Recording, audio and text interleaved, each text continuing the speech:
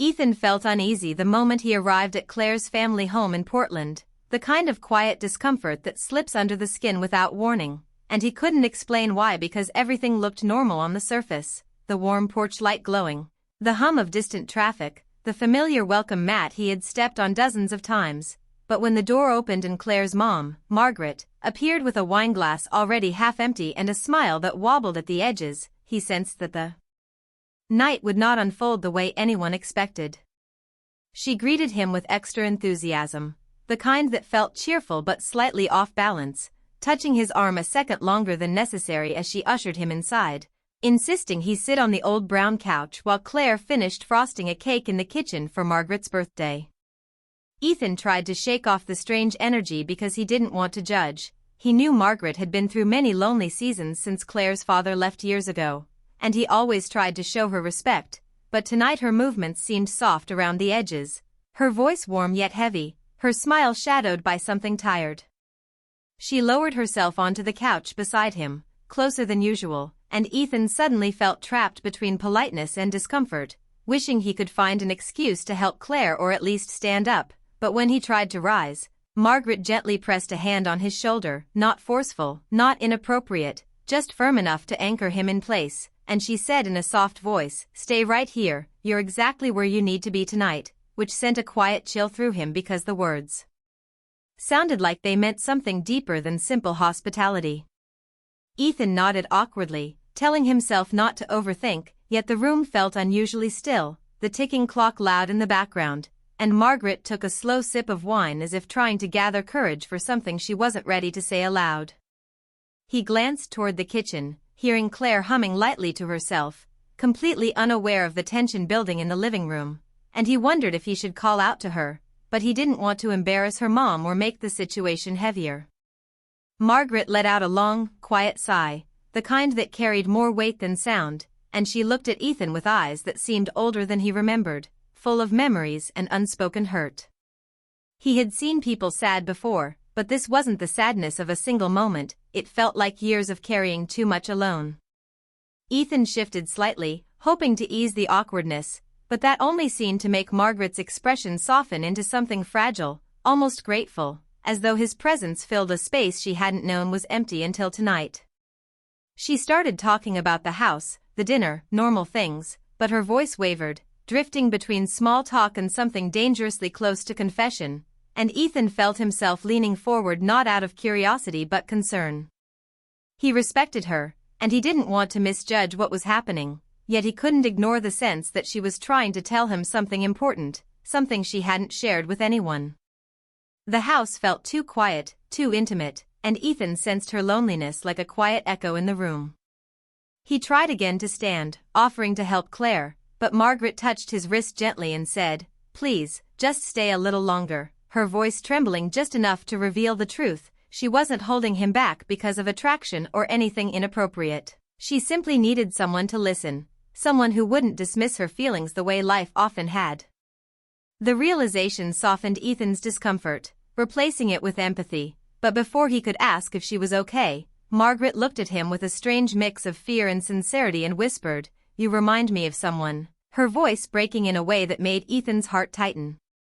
He didn't know if she meant Claire's father or someone before him, but the sentence hung between them, heavy and unfinished, like a door creaking open to a painful memory she had tried to keep locked away. Ethan opened his mouth to respond, but the moment froze as Claire's footsteps approached from the kitchen, her light laughter fading when she saw the expression on her mother's face and the tension in the room. She paused at the edge of the living room, cake still in her hands, confusion spreading across her face as if she had walked into a scene she didn't understand, and Ethan felt his heart pound because he knew the night had just taken a turn none of them could undo. Margaret's voice trembled as she stared at Ethan, and he could tell she wasn't fully in control of her emotions, not because of the wine alone but because something long buried was finally pushing its way out, and before he could think of how to pull the moment back to normal, she whispered, "You remind me of someone I trusted once," and the way her voice cracked made Ethan freeze, not out of fear but out of concern, because whatever she was carrying wasn't about him at all. It was about a past that still hurt her more than she let anyone see. He tried again to stand and gently said he should check on Claire, hoping the movement would help break the tension, but Margaret reached out and held his wrist, not tightly, not in a way that alarmed him, but with a quiet pleading that made him stop. "Please," she said softly, her eyes glossy with unshed tears, "just listen for a moment." Her tone wasn't flirtatious or inappropriate, it was tired, lonely, and scared, and Ethan understood instantly that this wasn't a moment of confusion or boundary crossing. It was a woman who had been holding herself together for years finally slipping. She looked at him with a kind of fragile honesty that made him sit back down slowly, and she took a long, shaky breath before saying, "You treat my daughter with kindness, the kind I never had." The words landed heavily, pulling the air from the room as Ethan realized she wasn't talking about tonight, she was talking about her failed marriage, her years of doing everything alone, the quiet ache she hid behind polite smiles and busy routines. She lowered her gaze, almost ashamed of her own vulnerability, and added, "Seeing that scares me because I don't want her to go through what I did. I don't want her heart broken like mine was." Ethan felt something twist painfully inside him, not guilt, not discomfort, but a deep empathy for someone who had been strong for too long and finally cracked in the safest place she could find. He opened his mouth to comfort her, to reassure her that he cared for Claire deeply and would never intentionally hurt her, but before he could speak, Claire walked in with the cake, and her gentle smile faded into confusion as she saw her mom sitting too close, her eyes shiny with emotion, and Ethan frozen between wanting to help and not wanting to make anything worse. Claire stopped in the doorway, her expression shifting from lightheartedness to worry as she asked, "Mom? Are you crying?" Her voice wasn't angry, it was soft, confused, almost afraid, and in that moment Ethan realized how rarely Claire saw her mother vulnerable, how often Margaret hid her sadness behind strength and independence. Margaret quickly wiped her tears with the back of her hand, trying to pull herself together, whispering, "I'm fine, sweetheart, we were just talking," but her shaky voice betrayed her. Ethan stood up carefully, giving Claire space, and said gently, "She didn't do anything wrong, Claire. She just needed someone to talk to." Claire set the cake down slowly, her eyes moving between Ethan and her mom, and Ethan could see her heart breaking a little as she pieced together what had really happened, not the surface awkwardness, but the deeper truth. Her mom had been hurting silently for years, and tonight the weight finally spilled over. Claire sat beside her mom, taking her hand with tenderness, and whispered, "Why? Didn't you tell me you felt this alone?" Margaret shook her head, her voice trembling as she answered, "Because you're happy, Claire, and I didn't want to bring my sadness into your life." The vulnerability in her tone made Ethan's chest tighten. It wasn't self-pity, it was fear of burdening the one person she loved most. Claire squeezed her mother's hand, tears gathering in her own eyes now, and murmured, "You're not a burden. You never were." Ethan stood quietly, giving them space, but he stayed close enough to show support, because he realized Margaret didn't need reassurance from him as a boyfriend, she needed reassurance that her daughter was safe, loved, and protected in a way she never was. And then, just when the moment felt like it might settle, Margaret looked up at Ethan with renewed clarity, her voice steadying as she said something unexpected, "I needed to know if you were the kind of man who stays." The room fell still, the weight of her confession lingering in the air, and Ethan realized the night hadn't been about awkwardness at all, it had been a test born out of fear, love, and the hope that her daughter's future would not mirror her past. Claire's voice trembled as she stepped closer to the couch, her eyes moving between Ethan and her mother, trying to understand what she had just walked into, and the room filled with a quiet tension that wasn't loud or dramatic but heavy enough to make everyone feel slightly breathless, like the air itself had shifted. Margaret straightened slowly, still emotional but no longer collapsing under it. She looked embarrassed yet relieved, as though the truth slipping out had lifted a weight she'd carried alone for too long. Claire set the cake aside and knelt in front of her mom, asking softly, "Mom, why are you so upset?" Not accusing, not defensive, just deeply confused and scared that something bigger had been happening without her noticing. Margaret tried to smile, but it fell apart halfway, and she whispered, "I'm just tired, sweetheart, tired of pretending I'm fine all the time." And the sadness in her voice made Claire's eyes fill with tears because she realized her mother had been hurting in silence while trying so hard to stay strong for her. Ethan stepped forward, wanting to help but careful not to overwhelm either of them, and explained gently, she wasn't upset with you, Claire. She was talking about her past, how hard everything has been for her. Claire looked up at him with a mixture of worry and guilt, as though realizing she had been living her own life while her mom's quiet loneliness had gone unnoticed in the background. Margaret squeezed Claire's hand and said, I didn't want to scare you with my sadness. You have your own life, your own happiness, and I didn't want to be the reason you felt weighed down. Claire shook her head quickly, tears slipping down her cheeks. Mom, you should have told me. You don't have to carry everything alone.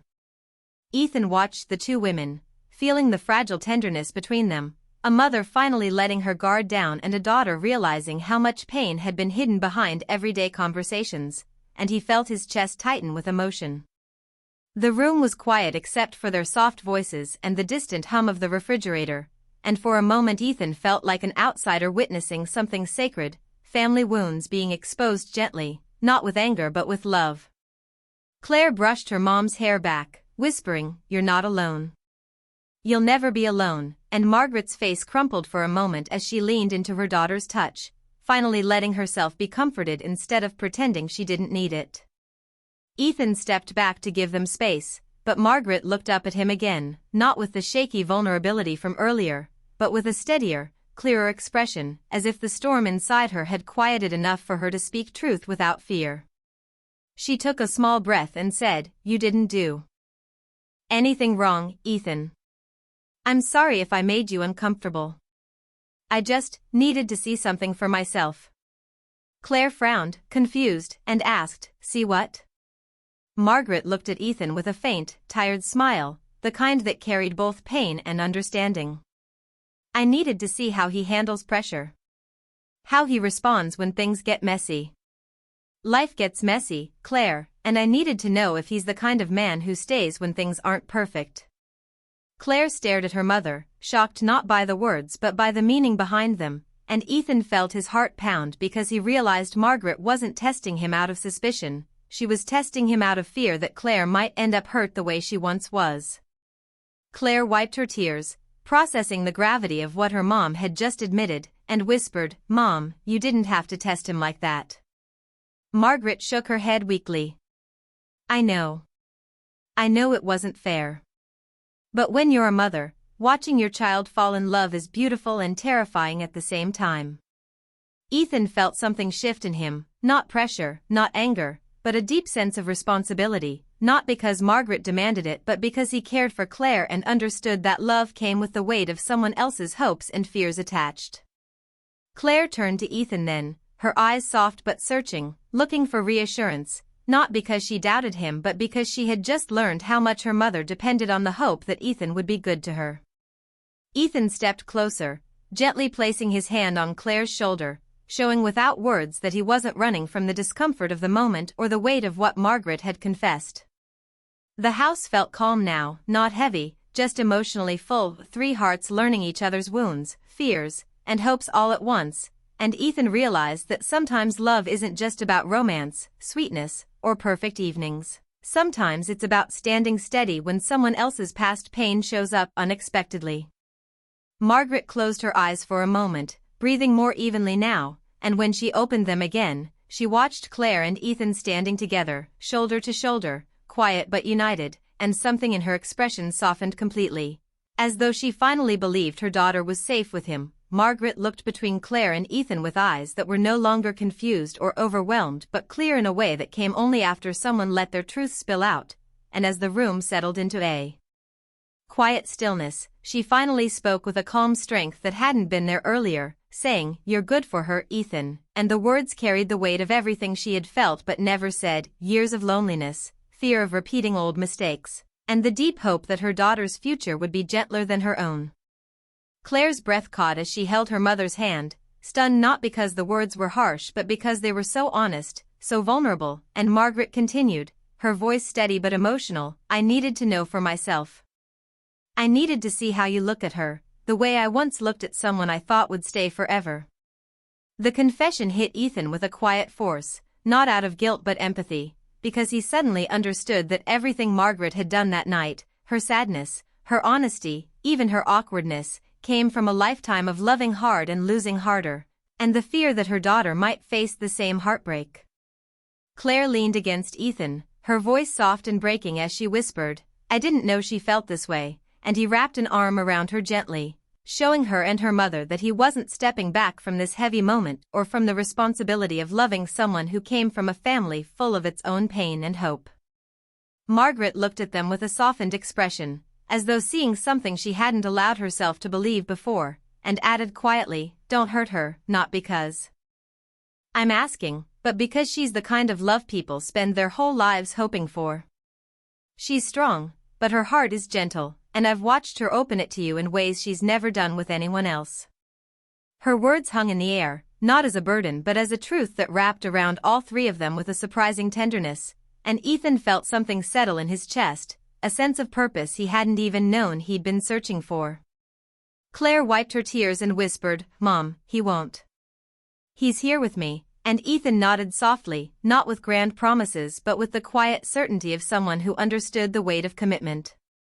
The room seemed to breathe again as Margaret finally relaxed, the tension leaving her shoulders as she realized she didn't have to protect Claire alone anymore, not from the world and not from her own fears. She reached out and squeezed Ethan's hand for the first time that night, not out of desperation but genuine trust, saying, "Thank you for staying when most people would have run from the mess," and Ethan shook his head, answering gently, "It wasn't a mess. It was a family moment. And I'm part of it because I care about both of you." Claire leaned closer to him at those words, a soft smile forming through her tears, and Margaret watched the two of them with a kind of relief that came from knowing her daughter wasn't facing life alone. The house felt different now, warmer, safer, like an old wound had been acknowledged and finally allowed to heal a little, and as Claire guided her mom to sit back comfortably, Ethan moved to help clean up the untouched dinner, the cake waiting patiently on the table, the night slowly falling back into normal rhythm. But even as things returned to calm, the honesty shared in that living room lingered like a gentle echo, reshaping the connection between all three of them. Claire held Ethan's hand the rest of the evening, as if silently telling him she appreciated how he handled everything, and Margaret watched them with a soft, grateful expression, knowing her daughter had chosen someone steady, patient, and kind. No one mentioned the awkwardness from earlier. It didn't matter anymore because the truth behind it had come into the open, transforming what could have been a painful memory into a turning point they all needed. When Ethan finally left later that night, Claire walked him to the door, holding onto his arm as if she didn't want the moment to end, and she whispered, "Thank you for being here, for both of us," and Ethan kissed her forehead gently, promising in his own quiet way that he wasn't going anywhere. As he stepped outside into the cool night air, he glanced back through the window and saw Margaret watching them with a peaceful smile, not worried, not anxious, but finally trusting that her daughter's heart was safe. And Ethan realized that the night had been more than emotional, more than dramatic. It had been a reminder that love wasn't just between two people, but woven into the families, fears, and hopes that came with them. It wasn't a perfect night, but it was a real one, and none of them would ever forget how everything changed in the soft, vulnerable silence of that small living room in Portland.